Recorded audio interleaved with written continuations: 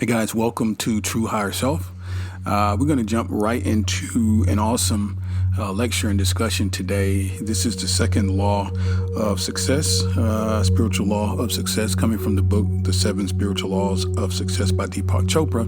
And today we're going to simply talk about the law of giving and receiving. And the benefit of this is going to be to help you understand the power you have innately. And you have but to understand and harness the energy of that affluence in order to allow the abundance, which is energy, to actually flow in and out of your life. So let's get going. Now, again, this second spiritual law of success is the law of giving.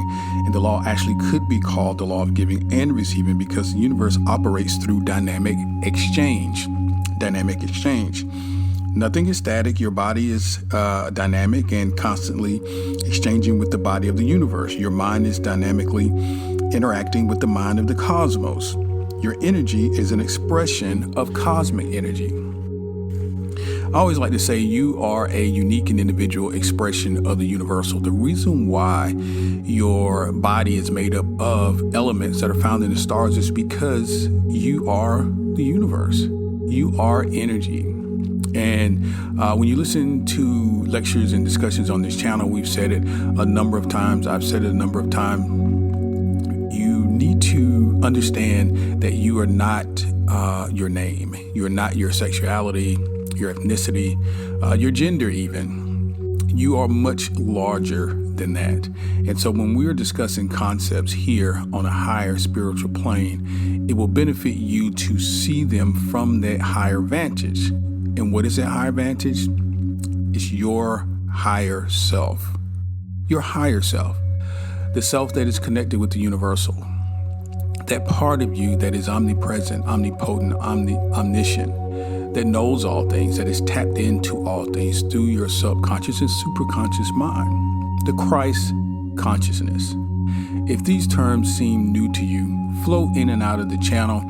There are a number of videos that we've done that talks about all of these, but it's important to point out that you've got to, it'll be difficult to understand what I am talking about from an egocentric standpoint. It's not going to make sense to you. But if you do it from a higher self standpoint, if you do it from the larger I, not from the small me, the ego side of yourself, then it'll be much easier to understand.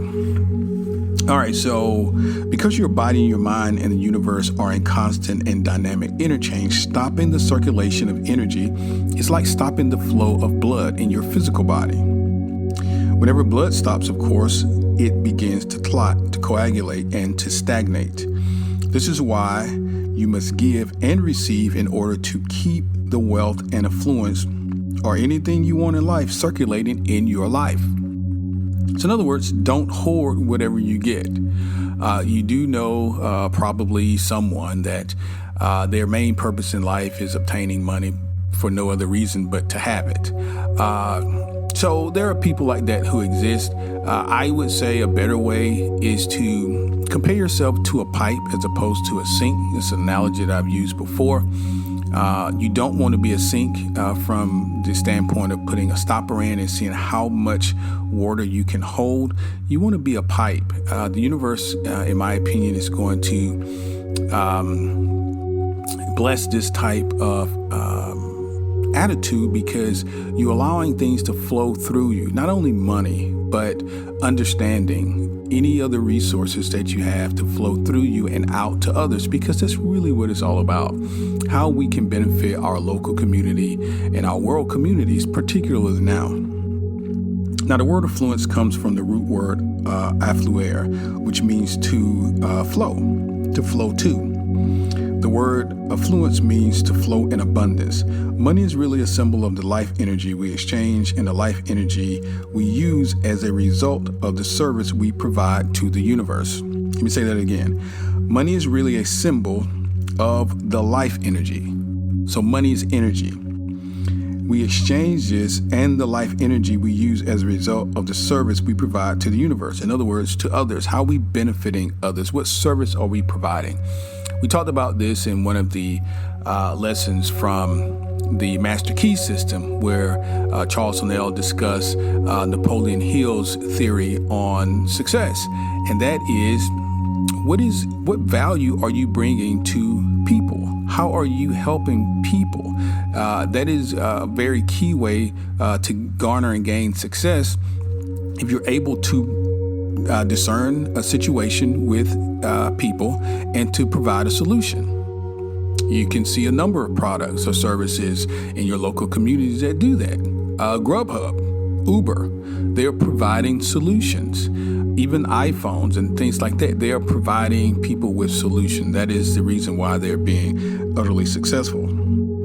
Now, another word for money is currency, which also reflects the flowing of nature and the nature of energy. The word currency comes from the Latin word currere, which means to run or to flow. Now, if we stop the circulation of money, if our only intention is to hold on to money and to hoard it, since it is life energy, we will stop its circulation back into our lives as well. So let's say that you do receive a promotion or some sort of success in your entrepreneurship and your business, and you're not flowing that back to your customers, you're not flowing that back to your local or your world community, then you stand the chance of stagnating that energy. Most of the time, people are hoarding things for one reason. That is because they do not believe there's enough. They do not understand that this world, this universe is abundant. It appears to them that there's not enough. So fear creeps in, and what happens is we want to hold on and we're saving for a rainy day. My advice to you is never to create a rainy day fund unless, of course, you desire to have a rainy day. I am not telling you not to save money. What I am telling you is your ideology. The reason why you are putting money to the side must be clear and must have a different intent. For example, if you want to travel to Switzerland, then make it your Switzerland account. If you want to upgrade your house or your wardrobe, then make it your wardrobe or your home improvement account. I did this in my personal life where I would set money aside and I would say, just in case anything happens. And it occurred to me on this spiritual journey, it's that I don't want just anything to happen. I don't want an emergency. So why am I saving for an emergency? If I do that, I'm preparing the space for it to happen. So I changed my mind about what the money was for. And that's an important thing to understand. If every seed in the promise of thousands of forests, in every seed is the promise of thousands of forests. If you just think about that, in every seed is the promise of thousands of forests as it relates to abundance and being afraid that there's not enough.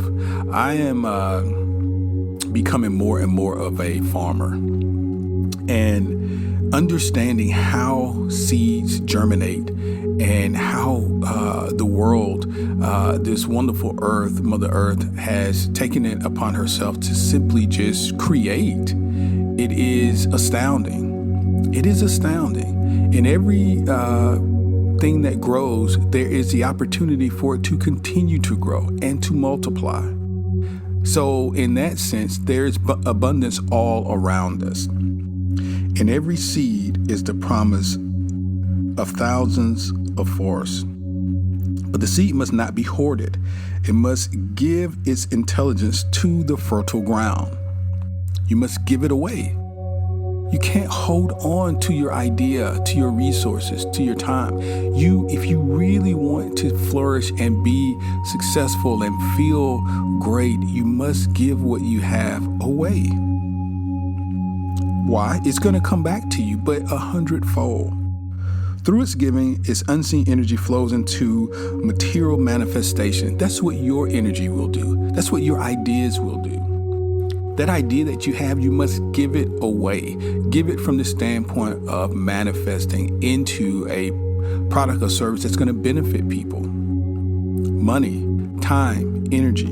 You must give it away. And the more you give, the more you will receive, because you will Keep the abundance of the universe flowing and circulating in your life. If you give grudgingly, there's no energy behind that giving. This is a very important part of this. It is the intention behind your giving and your receiving that is the most important thing. The intention should always be to create happiness for the giver and the receiver, because happiness is life's supporting and life sustaining, and therefore generating increase. It should be for the betterment of your fellow human being, your local community, your world community. The return is directly proportional to the giving when it is unconditional and from your heart. Practicing the law of giving is actually very simple. So how do we do this, Kelly? How do we practice this? Well, it's very simple. If you want joy, then give joy. If you want love, learn to give love. If you want attention and appreciation, learn to give attention and appreciation. If you want material affluence, help others to become materially affluent. In fact, the easiest way, listen clearly, the easiest way to get what you want is to help others to get what they want. Almost verbatim, years ago, an older manager, as I crept up a corporate ladder, mentioned this to me. Kelly, it is very easy to fire someone. It's more difficult to be able to work with people, particularly people who do not share your same method or approach, and to manage people and to assist them in growing in their particular areas. And in addition to that, how do you help people? How do you get what you want? He stated to me, it is very simple. Find out what they want and give it to them. So if you are an entrepreneur and you have folks that are working for you or not, if you are a business owner, that is an entrepreneur, if you are a manager within a business that is not yours, and you are over a group of people, even if it's just one, it must be a win-win situation. Too many times I've seen where people get in directorships, vice presidentships, these sorts of roles, and it becomes all about them. If you want success, it needs to be for the entirety of the group and not just for yourself. So I hope this has helped today. I'm going to close out, just kind of walk through some simple ways and help you maintain this flow throughout the week. And again, we're talking about the law of giving, and we're calling it the law of giving and receiving. Now, we lack nothing. You want to repeat this to yourself, on an ongoing basis. Now, we lack nothing because the essential nature is one of pure potentiality. Our essential nature is one of pure potentiality, meaning that the potential of anything is within us at all times. The potential of anything is infinite possibilities within us. Therefore, you must know that you're already inherently affluent. This is what I told you at the beginning of this discussion. No matter how much or how little money you have, because the source of all wealth is the field of pure potentiality. It is the consciousness that knows how to fulfill every need, including joy, love, laughter, peace, harmony, and knowledge. If you seek these things first, not only for yourself, but for others, all else will come to you spontaneously. I'm reminded, it just literally came into my mind now. It's not in my notes, but it just really is in my spirit to say this, that, seek ye first the kingdom. And this is a statement that I've heard for years coming up in Southern Baptist churches. Seek ye first the kingdom, and all these things shall be added unto you. It's completely misunderstood. Most people believe and think the kingdom to be a place. It is not a place. It is a state. It is a state of mind, a state of being. Seek ye first the kingdom, and all these things shall be added unto you. I would ask that you meditate on that in your quiet time and allow your higher self to really unveil to you what the kingdom is, what Christ consciousness is, so that you know that this life's walk is not about you, but it is about us. Why? Because the other is the self. When you understand who you are, you understand who everyone else is, and therefore the power in giving and receiving becomes very apparent. That is why you would not harm another individual, because the same light that is in you, the same spirit that is in you, you realize it to be in the other person. That is why we say namaste. Whenever I go and whoever I encounter, I will bring them a gift. This is us this week. This is us moving forward. Wherever I go and whatever I do and whoever I encounter, I will bring them a gift. The gift may be a compliment, a flower, or a prayer. Today, I will give something to everyone I come in contact with. And so I will begin the process of circulating joy, wealth, and affluence in my life and in the lives of others. That's very simple. We said nothing about money. You can give of yourself, of joy, a compliment, flowers. You don't have to just give money all the time. There's plenty of stuff to give. Today, I will gratefully receive all the gifts that life has to offer for me. Be thankful. Live in a vibration of gratitude. That is one of the higher vibrations that you can be in, especially if you want to receive additional blessings. I will receive the gifts of nature, sunlight, and the sound of the birds singing, or spring showers, or even the first snow of winter. I'll also be open to receiving from others. Look for these gifts. Look for areas to give. And then lastly, I'll make a commitment to keep wealth circulating in my life by giving and receiving life's most precious gifts, the gifts of caring, affection, appreciation, and love. Each time I meet someone, I'll silently wish them happiness, joy, and laughter. We desperately need light workers that understand this in this world today, that can give these sorts of intangibles to our fellow human beings, to our local community, and to our world family. Hope this has been of help to you today. The law of giving. We're going to continue on. Join us next week as we get into the next spiritual law, and that's the law of karma, or the law of cause and effect. Check out description below. We have a free giveaway for you. If you've not subscribed, please do so, and we'll see you next week. Thanks.